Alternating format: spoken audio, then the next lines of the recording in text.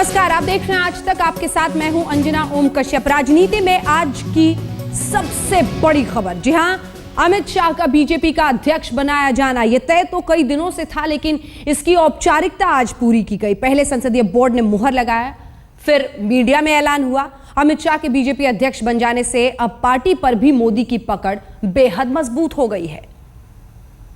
सर्वसम्मत से श्री अमित शाह जी को भारतीय जनता पार्टी के राष्ट्रीय अध्यक्ष के रूप में अपनी सहमति दी है। जिसे बीजेपी के सबसे पावरफुल नेता और देश के प्रधानमंत्री के पावर का इंजन माना जाता हो, उसके लिए सर्वसम्मति एक औपचारिकता थी। तय तो पहले से हो गया था कि अमित शाह बीजेपी के अध्यक्ष पद की कुर्सी पर बैठने वाले हैं, सो बैठ गए। और गृहमंत्री और कुछ क्षण पूर्व ही पूर्व अध्यक्ष हुए राजनाथ सिंह ने कहा कि अमित शाह किसी परिचय के मोहताज नहीं है। अमित शाह का परिचय देने की आवश्यकता नहीं है। मैं यह कह सकता हूं कि काल्पनिक क्षमता के धनी हैं अमित शाह जी, और साथ ही साथ ऑर्गेनाइजेशनल स्किल, संगठनात्मक कुशलता जो चाहिए संगठन को चलाने की, वह भी उनके अंदर है। और साथ ही साथ प्रबंधन के मामले में, यानी मैनेजमेंट स्किल भी जो हम कहते हैं, कभी कभी किसी कामयाबी को हासिल करने के लिए जिसकी आवश्यकता होती है, वह मैनेजमेंट स्किल भी उनके अंदर है। पार्टी के संसदीय बोर्ड की बैठक में उनके नाम को हर्ष ध्वनि से स्वीकारा गया और अध्यक्ष बनने के बाद पार्टी के दिग्गजों ने बारी बारी से उन्हें मिठाई खिलाई। शुरुआत प्रधानमंत्री नरेंद्र मोदी ने की, फिर राजनाथ, आडवाणी, जेटली, सुषमा, वेंकैया, जोशी, सब के सब हाथों में गुलदस्ता लिए बधाइयां देने के लिए आगे आने लगे। बीजेपी के तमाम बड़े नामों और अटकलों के बीच अमित शाह को अध्यक्ष बनाया जाना तय हो गया था। उसकी पहली बड़ी वजह लोकसभा चुनाव में उत्तर प्रदेश में उनकी अभूतपूर्व सफलता है, और दूसरी बड़ी वजह आने वाले दिनों में 4 राज्यों में होने वाले विधानसभा चुनाव हैं, जिनमें से 3 राज्यों में फिलहाल कांग्रेस गठबंधन की सरकार है। वहां भी अमित शाह से बड़े करिश्मे की उम्मीद की जा रही है। अमिताभ सिन्हा, दिल्ली, आज तक। तो अमित शाह को बीजेपी की कमान सौंपने पर तमाम विपक्षी दलों ने तीखी प्रतिक्रिया इस बीच जाहिर कर दी है। विपक्ष ने सवाल उठाए हैं कि जब अमित शाह को कोर्ट से क्लीन चिट नहीं मिली है, तो फिर ऐसे शख्स को बीजेपी ने राष्ट्रीय अध्यक्ष कैसे बना दिया।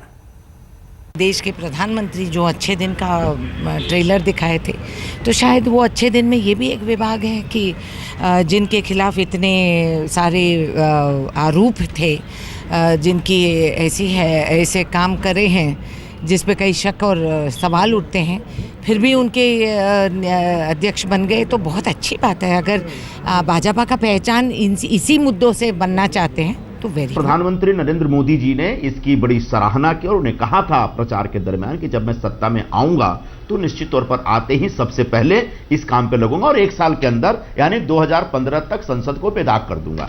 तो यह प्रधानमंत्री जी का वक्तव्य है जिसका सभी ने स्वागत किया था। और ऐसे में प्रधानमंत्री जी अपनी पार्टी के अध्यक्ष ऐसे व्यक्ति को बनाते हैं जो दागदार है, जो बेदाग नहीं है। तो मुझे लगता है कि प्रधानमंत्री के वक्तव्य में कहा कुछ किया गया, कहा कुछ गया और किया कुछ और जा रहा है। जो शूट आउट करते हैं, इनकाउंटर करते हैं, और ये एकदम फेक इनकाउंटर साबित हो गया और वो भी कोर्ट में चल रहा है। इससे भारतीय जनता पार्टी का क्या दिशा वो लेना चाह रहे हैं, उससे कुछ पता चलता है। अब ये जो बीजेपी जिस रास्ते पर चल पड़ी है, उसमें ये सब बातें स्वाभाविक है और ये उनके दल का अंदरूनी मसला है, इसमें हम लोगों का कोई दखल नहीं। इस बीच अमित शाह को बीजेपी अध्यक्ष बनाए जाने पर पार्टी में जश्न है। 8 तस्वीरें जरा आपको दिखाते हैं। दिल्ली से लेकर अमित शाह के पैतृक गांव गांधीनगर के मनसा में कार्यकर्ताओं ने जमकर जश्न मनाया है। ढोल नगाड़ों के बीच आज इस बात पर त्योहार जैसी तस्वीर कि अमित शाह ताजपोशी। दिल्ली, अहमदाबाद, वडोदरा, गांधीनगर, वाराणसी, लखनऊ, भोपाल, मुंबई, हर जगह बीजेपी दफ्तर के बाहर जबरदस्त जश्न।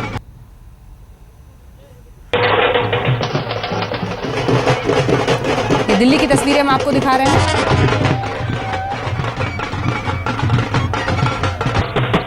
ये सब अमित शाह के अध्यक्ष बनाए जाने पर नाच रहे हैं।